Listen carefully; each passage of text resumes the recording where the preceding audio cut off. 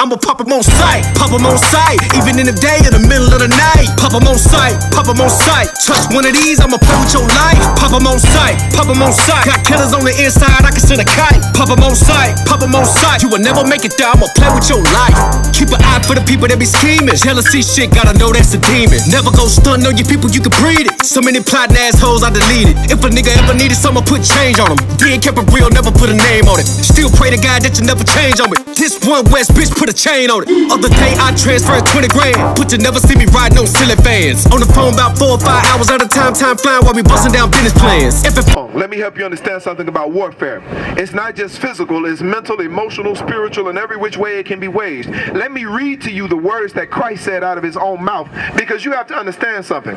They say that David was a man after God's own heart in the scriptures. That doesn't mean that David was somewhere being soft, sitting down saying, "Oh Lord, I really thirst for you." It means he thought the way the Most High did. Well, when you read how David moved and what he did, he killed everything and everyone that wouldn't bend the knee to the God of Israel. Even when he came onto the scene, he said, "Who is this Philistine dog that he might move his mouth against the God of Israel?" Then he cut his goddamn head off. And when the scriptures say that David, let me just finish the point, all right? When it say that David was a man after God's own heart, it means that David was a warlord. That's right. That's what it means. Guess what God is? He's a champion of war. So what should you be if you're going to be like God? You better be a champion of war. Before you say something, let me read what Christ said. These are the words of Christ. Check this out. Come. The book of Luke, chapter 19, verse 27. But those mine enemies. Christ got some enemies. Christ said, but those mine enemies. And me and you, we want to be Christ-like, right? Read on. Let's see what he's going to do with his enemies. Which would not that I should reign over them. This is the spirit you're supposed to be in. My enemies, which would not that I should reign over them. You won't do what I command you to do. You won't obey me. Let's see what Christ is going to do with those who won't obey him. He calls those who don't obey him his enemies. Read on. Bring hither. Bring them here. Read on. And slay them before me. No, I'm going to forgive everybody. Slay them before me. Slay them before me. No, I love everyone. Slay them before me. But Jesus died for everyone's sins. Slay them before me. He said, bring his enemies here and kill them before me. I want to watch my enemies die. That's right. Now the question you have to ask yourself is, that's the Christ in the Bible. What Christ do you know? Right. The Christ that you know was a Christ taught to you by Christianity. See, the things that you are speaking of, I have studied and I have seen and I have gone through there in the streets. I know as being a man, and Jesus walked on this earth, yeah, he got mad. And being on this earth, not eating, stuff like that. Like, yeah, I know Jesus wasn't some machine. They say, oh, Well, he's a machine. He's machine. He's coming back as a killing machine and as a ruling machine. That's right. But how long can we go on this earth with the knowledge that we have obtained, studied, being hateful? Being hateful. See, this is where you getting everything mixed up at. This ain't about hatred. This is about love. You love your son, don't you? Yes. Let me ask you a question, bro. What's your name? Joshua. Joshua. Let's say that somebody murders your son. You get his brother a hand, man. This brother out here soaking up this truth, man. Let's say that somebody out here murders your son and kills him. Yeah. Would you want that person who killed your son to die? I would go and kill that person. Get his brother a hand, man. You want to know why? Because you love your son. Let me explain to you why this is love talk and not hate talk. Because I love blacks, Latinos, and Native Indians, I hate the people who are oppressing blacks, Latinos, and Native Indians. I don't hate them because they white people. They're not even white, they pink people. And you should know they pink like a pig from how greedy they are on the earth. That's right. They're pink people, and guess what? My forefathers were hung from a tree. My foremothers were raped and murdered. And I hate the people that did that to them. But it didn't stop back then. They're continuing to rape, rob, and murder my people to this day. And because I love my people, I hate the people that are doing that to my people. And I want them to pay for their crimes against my people. So this ain't hate talk. Everything that I'm telling you is really about love. You see, if somebody, you starting to understand now, if you lose someone and they've been murdered, they've been taken from you unjustly, it puts a certain anger inside of you. Well, my culture, history, and heritage has been taken from me unjustly. My people are getting murdered in the street. I can log on to Facebook and watch a brother die live in living color on Facebook, being killed by the crooked police. So guess what? This anger that you see is anger because of how my people are being treated. I hate them not because of the color of someone's skin. I'm not like them. They hate my people just because of the color of their skin. That would make me like them. I hate them because I love black people, because I love Latino people, because I love Native Indian people. And I can't love them and love the enemy. You can't love God and love Satan. You can't serve two masters. That's right. You understand what I'm telling you? So you think it's hate talk because you see how enthused we are and how angry we are about the condition of our people. It's not that. It's not hatred at all. It's really the love that we have for our people. You see these brothers up here? I want you to look at all these brothers that you see standing up here with me.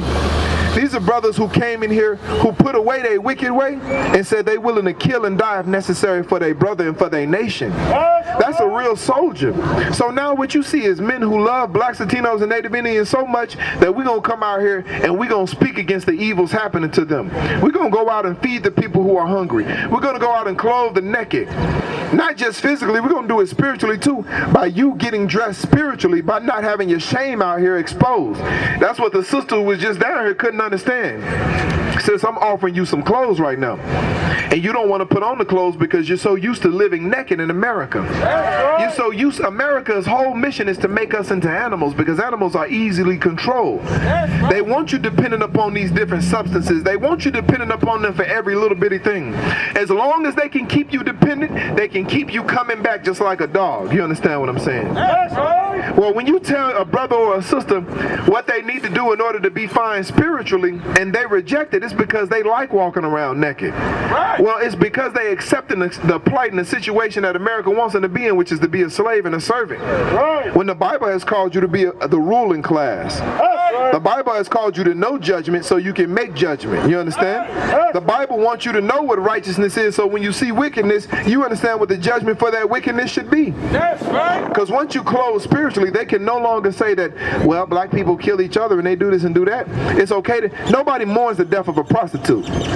When a prostitute dies, nobody cries for the prostitute. When a drug dealer dies or a gang member dies, nobody mourns for the gang member. You know why? Because America wants you to be in a place in society that you looked at like you the criminal and you the lowly of the earth.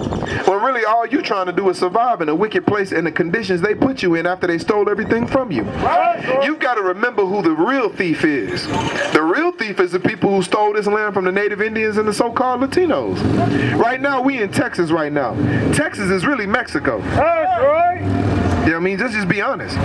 This is really Mexico. How did it become a part of the United States? They stole it. And then the last president they had really shows the spirit of this place. That's why they love him so much. He gonna build a wall to keep people off land he stole from them, Ak. This whole situation you looking at right now is the Most High remembering his people. And if you don't like the way the Most High reaches out to you, then maybe you'll like the way the Lord rejects you. Give me Amos chapter 9, verse 9. Because everybody who can't receive it, the Lord say, shut the hell up and get over here and do that. And, Lord, why do you talk to me that way? Okay, well, let me show you how I talk to somebody who I don't give a damn about and what I do to them. Let me show you what I do to those people.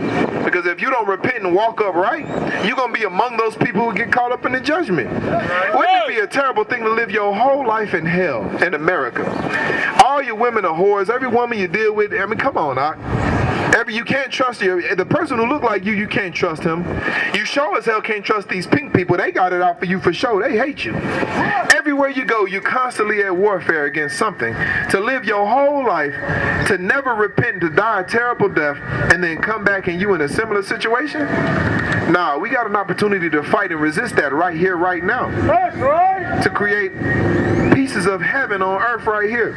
Because when you get around brothers who actually give a damn about you, out here in the world, as soon as I notice somebody's trying to manipulate me in a negative way mentally, or they playing mind games, I mark them as an enemy. You understand? Well, the world is playing a terrible mind game with you. When you can get around a group of people who love you and who care about you enough to tell you the truth about the wickedness you're doing, that's your parents. Your parents ain't gonna let you be wicked. If you're doing something wrong, what they gonna do out of love? They're gonna correct you. Well, to be in a place like that is a piece of heaven on earth. Because now I don't have to worry about this person trying to rob from me. I don't have to worry about what this person might do if my kids are around and I'm not. Or if my wives are around and I'm not. You understand what I'm saying? Come on, Doc. Read what you got.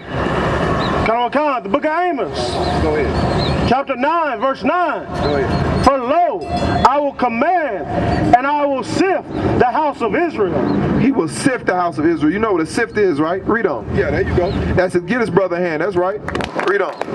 Among all nations. Among all who? Among all nations. Because we've been scattered among all nations. That was a part of the curse. Read on. Like as corn is sifted in a sieve. Exactly what you was talking about when you did this. Read on. Yet shall not the least grain fall upon the earth. Now, if you're sifting something, what are you doing? You're separating it. Give his brother a hand. This brother is intelligent. You're separating it. If you're sifting, the Lord say He's gonna separate. What you're seeing right now is the beginning of a separation. We don't live. You see how these brothers are dressed? We don't live like how they live. We don't think like how they think. The Lord is sifting right now. He's separating right now.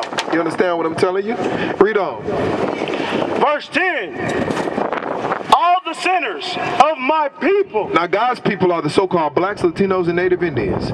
Sin is the transgression of His law, meaning you don't want to obey Him. Once again, isn't that what Christ said? Those who won't obey me, this is the Most High. He's saying all the sinners of my people, those black, Latinos, and Native Indians who don't want to stop eating shrimp, crab, and lobster and pork, who want to continue to be wicked bastards out here, right? Read on. Shall die by the sword. The Most High has promised that all the sinners of His people, when that judgment comes, they are going to die by the sword. That's right. I'ma pop 'em on sight, pop 'em on sight. Even in the day, in the middle of the night. Pop 'em on sight, pop 'em on sight. Touch one of these, I'ma play with your life. Pop 'em on sight, pop 'em on sight. Got killers on the inside, I can send a kite. Pop 'em on sight, pop 'em on sight. You will never make it there, I'ma play with your life.